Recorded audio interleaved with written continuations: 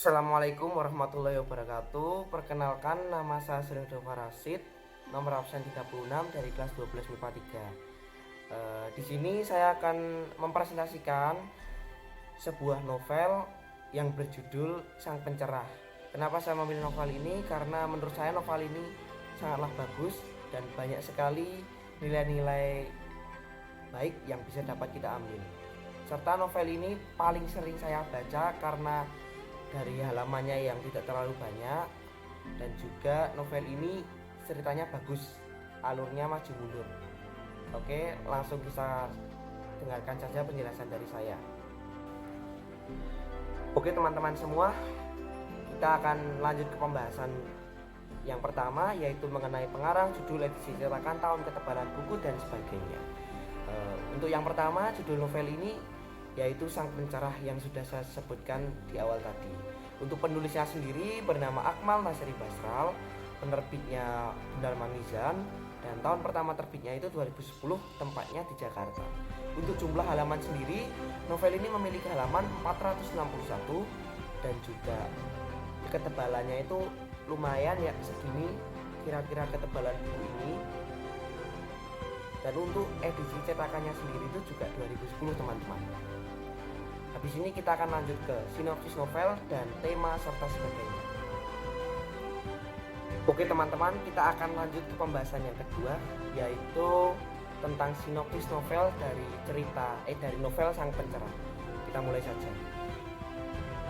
Sepulang dari Mekah, darwis muda atau yang disebut Muhammad Ihsan Tarore mengubah namanya menjadi Ahmad Dahlan, seorang pemuda usia 21 tahun yang gelisah akan pelaksanaan syariat Islam yang menenceng ke arah sesat, syirik, dan bid'ah. Dengan sebuah kompas, dia menunjukkan arah kiblat di Masjid Besar Kauman yang selama ini diyakini ke barat, ternyata bukan menghadap Ka'bah di Mekah, melainkan ke Afrika. Usul itu kontan membuat para kiai, termasuk penghulu Masjid Agung Kauman, Kiai Penghulu Colil, Kamadilung Nirmat, Selamat Rajo, meradang Ahmad Dahlan, anak muda 5 tahun, menimba ilmu di kota Mekah, dianggap membangkang aturan yang sudah berjalan berabad-abad di sini. Walaupun usul perubahan arah kiblat ini ditolak, melalui suratnya Ahmad Dahlan mengawali pergerakan dengan mengubah arah kiblat yang salah. Ahmad Dahlan dianggap mengajarkan aliran sesat, menghasut dan merusak kewibawaan keraton dan masjid besar. Bukan sekali ini Ahmad Dahlan membuat para kiai naik darah. Dalam khotbah pertamanya sebagai khotib, dia menyindir kebiasaan penduduk di kampungnya, Kampung Kauman, Yogyakarta. Dalam berdoa itu cuma ikhlas dan sabar yang dibutuhkan. Tak perlu kiai, khotib, apalagi sesajen, katanya. Walhasil Ahmad Dahlan dimusuhi. Langgar kidul di samping rumahnya, tempat dia sholat berjamaah dan mengajar ngaji, bahkan sempat hancur di amuk masa lantaran dianggap menyebabkan aliran sesat. Dahlan yang piawai bermain biola dianggap kontroversial. Ahmad Dahlan juga dituduh sebagai kiai kafir karena membuka sekolah yang menempatkan muridnya duduk di kursi seakan-akan seperti sekolah modern Belanda, serta mengajar agama Islam di Folk School atau sekolah para bangsawan di Yogyakarta. Ahmad Dahlan juga dituduh sebagai kiai kejawen hanya karena dekat dengan lingkungan cendekiawan kiai Jawa di Budi Utomo. Tapi tuduhan tersebut tidak membuat pemuda Kauman ini surut. Dengan ditemani istri tercinta dan 5 muridnya setia, Ahmad Dahlan membentuk organisasi Muhammadiyah dengan tujuan mendidik Islam agar berpikiran maju sesuai dengan perkembangan zaman. Oke kawan-kawan, berikut adalah sinopsis novel dari Sang Pencerah. Kita akan lanjut ke pembahasan selanjutnya. Oke teman-teman, kita lanjut ke pembahasan yang ketiga atau pembahasan yang terakhir, yaitu mengenai tokoh utama, karakternya, konflik yang dialami tokoh utama tersebut, dan cara mengatasinya, serta nilai-nilai yang terkandung di dalamnya. Untuk tema sendiri, tema dari novel tersebut itu adalah perjuangan menegakkan kebenaran dan mendirikan kehidupan yang lebih baik.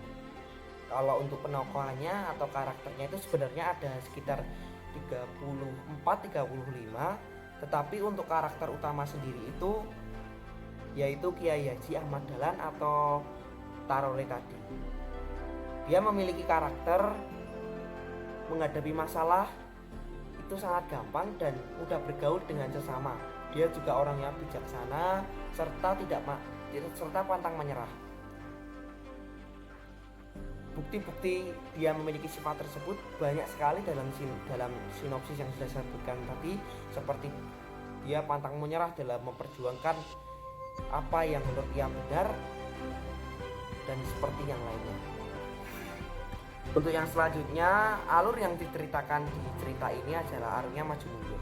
Kenapa alurnya maju mundur? Adalah karena novel ini menceritakan kembali peristiwa-peristiwa atau kejadian tokohnya, kemudian kembali ke cerita awal untuk melanjutkan kembali cerita tersebut. Jadi alurnya itu maju lalu mundur. Contohnya itu seperti peristiwa pertama di novel ini itu alurnya maju mundur, peristiwa kedua alurnya maju, peristiwa ketiga alurnya maju, dan seterusnya. Untuk latar atau setting dari novel tersebut ini ada pada abad ke-20-an, teman-teman. Setting tepatnya ada di Kauman Yogyakarta, Masjid Gede, Langgar Kidul, keraton, pedesaan, pesantren, dan zaman penjajahan Belanda. Untuk gaya bahasa yang dipakai di novel ini itu adalah bahasa daerah dan bahasa sehari-hari, jadi mudah dipahami. Kalau mau membaca novel ini sangat saya rekomendasikan, teman-teman. Untuk amanatnya sendiri, sebelum amanat saya akan menjelaskan sudut pandangnya.